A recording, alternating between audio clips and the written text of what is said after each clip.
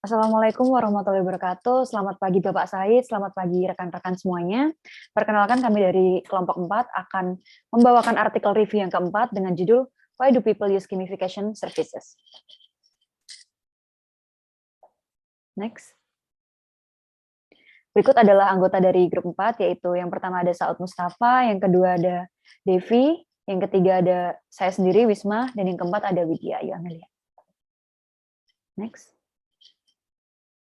Kita akan memasuki outline yang pertama, yaitu latar belakang dan tujuan penelitian. Next. Latar belakang penelitian kali ini adalah, dalam beberapa tahun terakhir, teknologi semakin dimanfaatkan untuk memotivasi orang dan memberikan dukungan terhadap berbagai perilaku yang menguntungkan secara individu maupun kolektif. Salah satu perkembangan paling populer di bidang tersebut adalah gamifikasi, yang umumnya dengan menggunakan karakteristik desain untuk permainan. Namun, masih terdapat kelangkaan bukti empiris mengenai mengapa orang ingin menggunakan layanan gamifikasi. Next. Oleh karena itu, tujuan penelitian kali ini akan berfokus mengeksplorasi manfaat apa yang memotivasi orang untuk menggunakan layanan gamifikasi. Kemudian model penelitian dan hipotesis dikembangkan sebagai triangulasi teori dengan menggunakan prediktor utilitarian, hedonisme, dan pengaruh sosial atau social influence. Next. Kemudian outline yang kedua adalah teori dan hipotesis. Next. Teori pertama adalah aspek utilitarian. Pada aspek utilitarian yaitu mempertimbangkan dua prediktor, usefulness dan easy of use. Pada prediktor usefulness, dalam literatur terkait penggunaan teknologi, utility yang dirasakan dalam sistem umumnya telah dioperasionalkan sebagai manfaat yang dirasakan, yang mengacu pada sejauh mana keyakinan bahwa sistem tertentu meningkatkan kinerja tugas, menurut Davis tahun 1989. Namun, karena sistem gamified tidak hanya mengandung desain hedonis tetapi juga dimensi utilitarian, maka kegunaan sistem dianggap penting untuk penggunaan yang berkelanjutan. Oleh karena itu, memeriksa hubungan antara kegunaan dan sikap dan juga niat sangat penting dan sangat menarik. Kemudian pada prediktor easy of use, penelitian sebelumnya telah menunjukkan bahwa kemudahan penggunaan memiliki efek positif pada niat untuk menggunakan sistem. Menurut Davis tahun 1989, jika gamification dianggap mudah digunakan, hal itu dapat meningkatkan rasa efisiensi serta pengalaman penggunaan sistem yang bebas hambatan. Ini pada gilirannya dapat menghasilkan lebih banyak sikap positif dan peningkatan kemauan untuk terus menggunakan layanan. Next. Selanjutnya adalah aspek hedonis. Pengalaman hedonis pengguna didefinisikan sebagai pengalaman abstrak dari perceived enjoyment. Menurut Davis, perceived enjoyment mengacu pada sejauh mana penggunaan sistem dianggap menyenangkan bagi penggunanya. Dalam konteks permainan, sistem seperti permainan dan sistem lain yang digunakan untuk tujuan hiburan, enjoyment menggunakan sistem telah terbukti menjadi faktor penting yang mempengaruhi niat penggunaan. Oleh karena itu, penulis mengasumsikan bahwa enjoyment berpengaruh positif pada continued use. Dengan logika, jika suatu layanan dianggap menyenangkan, maka sikap terhadap sistem layanan tersebut cenderung positif. Nah, selain enjoyment, interaksi dengan gamification system dapat menciptakan experience of playfulness. Dalam hal ini, gamification digunakan sebagai upaya untuk membingkai aktivitas pada sistem guna mempengaruhi pembentukan sikap terhadap interaksi dengan sistem. Misalnya, apakah suatu kegiatan dibingkai sebagai work or play mungkin memiliki pengaruh yang berbeda pada pembentukan sikap terhadap kegiatan tersebut. Playfulness didefinisikan oleh Martuscio dan Webster sebagai spontanitas kognitif dalam interaksi dengan sistem. Dengan kata lain, playfulness mengacu pada perilaku eksploratif dan kreatif ketika pengguna berinteraksi dengan sistem. Playfulness juga telah terbukti bermanfaat dan dipertimbangkan untuk mendorong perilaku kreatif dan eksploratif. Next.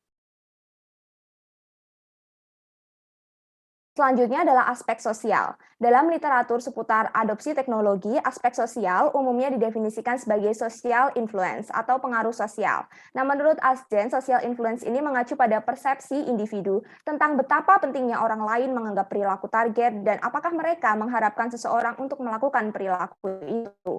Dalam konteks gamification, social influence diharapkan dapat menjadi faktor yang mempengaruhi attitude dan niat penggunaan berkelanjutan.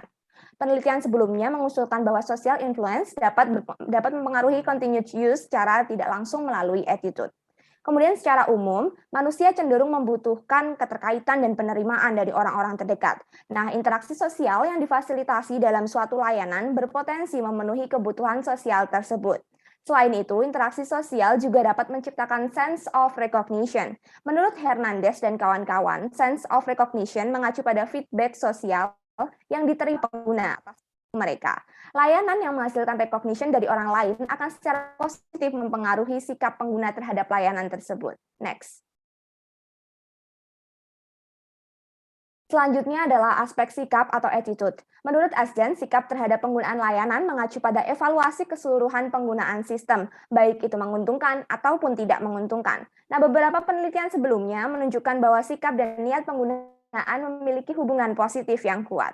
Oleh karena itu, penulis mengasumsikan bahwa sikap secara positif mempengaruhi penggunaan berkelanjutan. Next.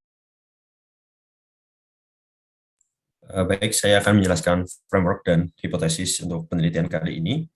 Untuk hipotesis pertama, yaitu usefulness itu berhubungan positif dengan attitude, lalu usefulness berhubungan positif dengan continuity of use, lalu ease of use berhubungan positif dengan attitude, dan ease of use berhubungan positif dengan continuity of use.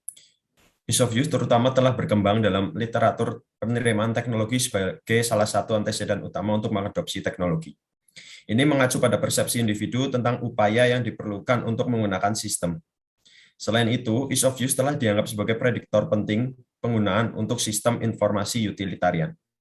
Karena menganggap sistem itu mudah digunakan, dianggap meningkatkan efisiensi interaksi manusia-komputer, dan oleh karena itu memiliki dampak positif pada volume dan kualitas output utilitarian dari sistem itu.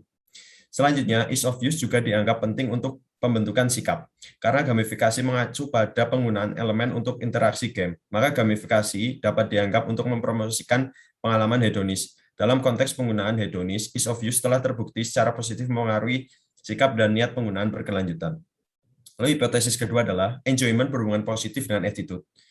Selanjutnya, enjoyment berhubungan positif dengan continuity of use, lalu playfulness berhubungan positif dengan attitude, lalu playfulness berhubungan positif dengan continuity of use. Ada alasan untuk berasumsi bahwa enjoyment secara positif mempengaruhi niat penggunaan layanan yang digamifikasi. Lebih jauh lagi, diharapkan bahwa jika suatu layanan dianggap menyenangkan, maka sikap terhadap sistem tersebut kemungkinan benar juga positif. Hubungan positif antara enjoyment dan attitude telah ditemukan dalam layanan berorientasi hedonis seperti game mobile dan video game online. Lalu playfulness mengacu pada perilaku eksploratif dan kreatif ketika berinteraksi dengan sistem. Mendorong interaksi dan pengalaman yang menyenangkan dari penggunaan sistem telah terbukti bermanfaat. Misalnya dalam konteks pelatihan atau olahraga, interaksi yang menyenangkan juga telah dipertimbangkan untuk mempromosikan perilaku kreatif dan eksploratif yang menguntungkan proses pembelajaran dan mengarah pada hasil yang lebih baik.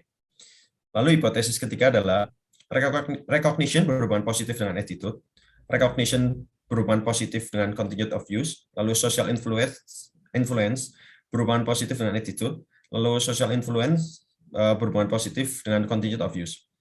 Dalam pelayanan yang dikaji dalam penelitian ini, perilaku sasaran adalah pengguna gamifikasi untuk memotivasi diri sendiri dalam konteks olahraga. Pengaruh sosial kemudian cenderung mencerminkan persepsi pengguna tentang bagaimana pengguna lain memandang pengguna layanan tersebut.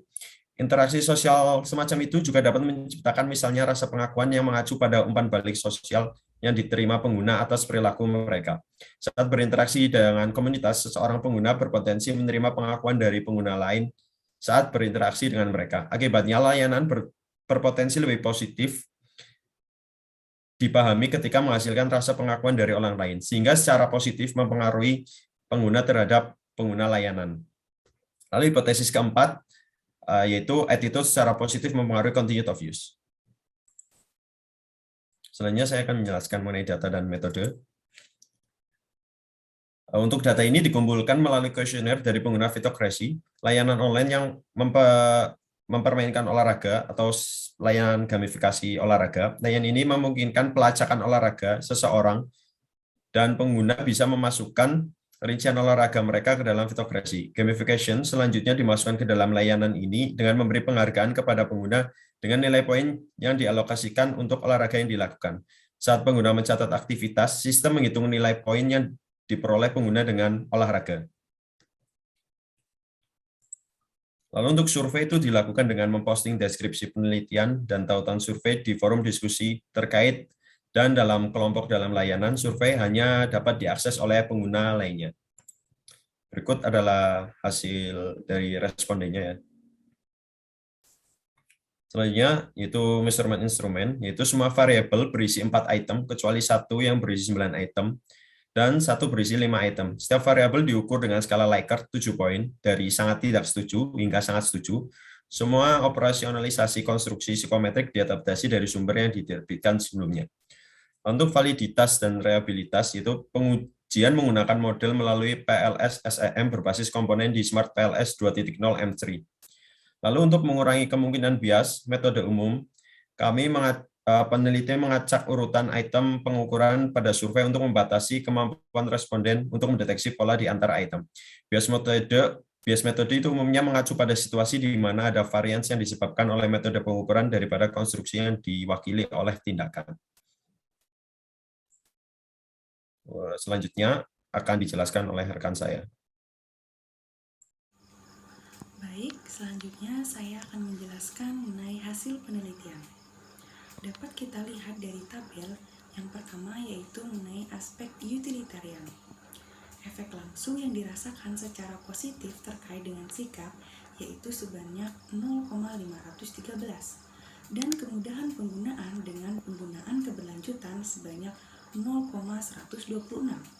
Sedangkan efek tidak langsung terkait dengan penggunaan keberlanjutan terhadap sikap sebanyak 0,280. Jadi dari sini kita simpulkan bahwa hubungan antara manfaat utilitarian dan penggunaan dimediasi oleh sikap. Kemudian yang kedua dari aspek hedonis. Kita lihat dari efek langsungnya. Kesenangan yang dirasakan tidak signifikan memprediksi salah satu variabel dependennya. Akan tetapi memiliki hubungan yang signifikan namun lemah terhadap penggunaan keberlanjutan yang telah dimediasi oleh sikap sebanyak 0,122. Kemudian efek tidak langsung, yaitu kesenangan memiliki hubungan positif terhadap penggunaan sebesar 0,327 dari total keseluruhan 0,331. Dari sini kita simpulkan bahwa aspek hedonis ini memiliki hubungan yang positif secara langsung dengan penggunaan gamifikasi. Kemudian aspek yang ketiga yaitu aspek sosial. Efek langsungnya yaitu memiliki hubungan yang relatif kuat terhadap sikap, yang mana di dalam tabel ditulis bahwa efek langsung sebanyak 0,226 untuk sikap dan 0,190 untuk pengaruh sosial. Akan tetapi, hasil ini tidak menunjukkan penggunaan keberlanjutan terhadap layanan gamifikasi. Kemudian terkait dengan sikap di sini secara signifikan dapat memprediksi mengenai niat penggunaan keberlanjutan sebanyak 0,309. Dari sini kita dapat simpulkan bahwa faktor sosial sangat terkait dengan sikap. Akan tetapi hanya menunjukkan hubungan yang lebih lanjut namun lemah dengan niat untuk melanjutkan penggunaan layanan gamifikasi. Selanjutnya yaitu diskusi. Pada penelitian sebelumnya telah menunjukkan bahwa perbedaan individu mengenai manfaat gamifikasi dapat dirasakan. Namun untuk penelitian di masa depan diharuskan untuk mempertimbangkan efek dari perbedaan kepribadian dan tipe pemain. Menurut Hamari dan Tunanen tentang penggunaan dan pengalaman yang berkaitan dengan gamifikasi. Dari sini kita dapat simpulkan bahwa penelitian menunjukkan aspek sosial dan utilitarian lebih cenderung mencerminkan positif mengenai pembentukan sikap, sedangkan faktor hedonis kurang kognitif terhadap hubungan langsung perilaku. Kemudian dari sini, sikap terbukti dapat memediasi hubungan antara kegunaan yang dirasakan dan penggunaan yang berkelanjutan. Nah, hasilnya menunjukkan bahwa aspek hedonis yang mana sebagai motivator intrinsik dapat mendorong penggunaan gamifikasi, sementara aspek utilitarian dan sosial yang mana sebagai motivator ekstrinsik dapat mempengaruhi sikap, dan sikap tersebut dapat mempengaruhi niat penggunaan. Demikian presentasi dari kelompok 4. Apabila ada pertanyaan, dipersilakan. Terima kasih.